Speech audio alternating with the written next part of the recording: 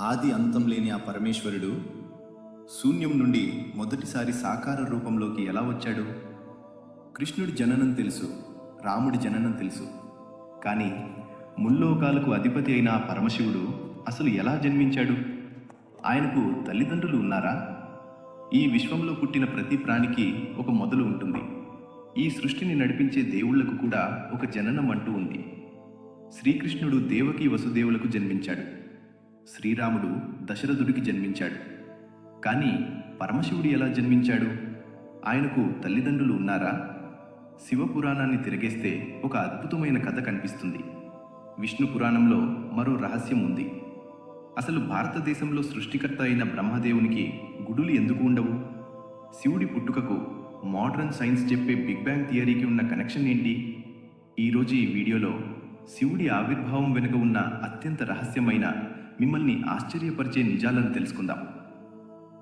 మనం ఒక రూపంలో చూస్తాం, జటాజూటం, ఒంటి నిండా విభూతి, మెడలో పాము. కానీ ఆధ్యాత్మికంగా శివుడు అంటే ఒక వ్యక్తి కాదు, అదొక అంతం లేని శక్తి. శ్వేతాశ్వతరోపనిషత్ ప్రకారం శివుడు అనాది మరియు అజన్ముడు. అంటే ఆయనకు మొదలు లేదు, జనన మరణాలు లేవు. ఆయన స్వయంభూ, తనంతట తానే శూన్యం నుండి వ్యక్తమయ్యాడు. అయితే ఈ శూన్యం నుండి శివుడు మొదటిసారిగా సాకార రూపంలోకి ఎలా వచ్చాడో చెప్పేదే శివపురాణంలోని లింగోద్భవ కథ.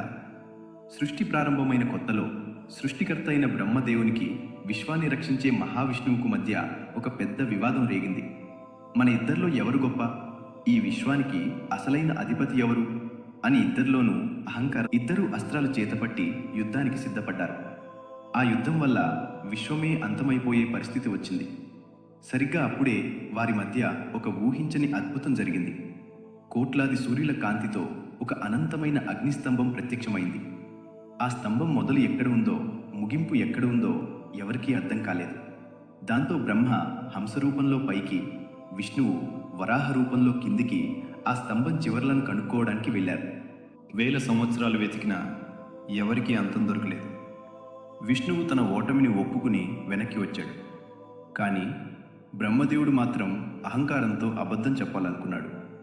పైనుండి కింద పడుతున్న మొగలి పువ్వు కేతకీ పుష్పంని, అలాగే అక్కడ ఉన్న గోమాత ఆవుని అబద్ధపు సాక్ష్యాలుగా మార్చుకున్నాడు. తాను అగ్నిస్తంభం చివరిని చూశానని విష్ణువు దగ్గర అబద్ధం చెప్పాడు. బ్రహ్మ అబద్ధం చెప్పిన మరుక్షణమే ఆ అగ్నిస్తంభం బద్దలై ఒక ఓంకార నాదంతో పరమశివుడు ప్రత్యక్షమయ్యాడు.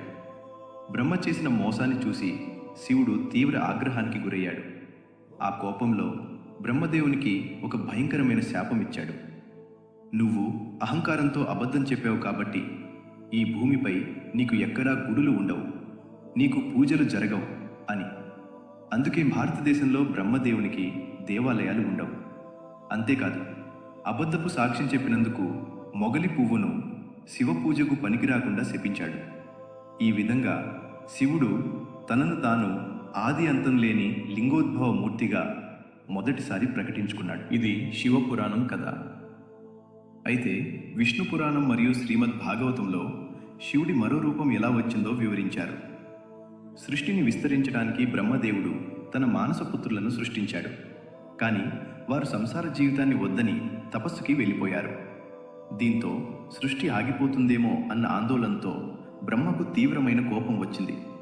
ఆ కోపాన్ని ఆయన అణచుకోవడానికి ప్రయత్నించినప్పుడు ఆ ఎనర్జీ అంతా ఆయన నుదిటి భృకుటి భాగంలో కేంద్రీకృతమైంది. బ్రహ్మ నుదిటి నుండి సగభాగం స్త్రీ, సగభాగం పురుష రూపంతో ఒక బాలుడు ఏడుస్తూ ఆవిర్భవించాడు. బ్రహ్మ ఆ బాలుడిని ఎందుకు ఏడుస్తున్నావు అని అడగ్గా, నాకు పేరు లేదు, నివాస స్థానమూ లేదు అన్నాడు. అప్పుడు బ్రహ్మ అతనికి రుద్రుడు అని పేరు పెట్టాడు. రుద్రుడు అంటే భక్తుల దుఃఖాన్ని హరించేవాడు. ఆయనే శివుని ఉగ్ర రూపం. శివుడు కేవలం సృష్టి ప్రారంభంలోనే కాదు, విశ్వంలో ధర్మానికి గ్లాని జరిగినప్పుడల్లా తన క్రోధం నుండి కొత్త రూపాలను ఆవిర్భవింపచేశాడు. దానికి ఉదాహరణే వీరభద్రుడి జననం. దక్ష మహారాజు చేసిన యజ్ఞంలో తన భార్య సతీదేవి అవమానం భరించలేక ఆత్మాహుతి చేసుకున్నప్పుడు కైలాసంలో ఉన్న శివుడు ప్రళయ రుద్రుడయ్యాడు.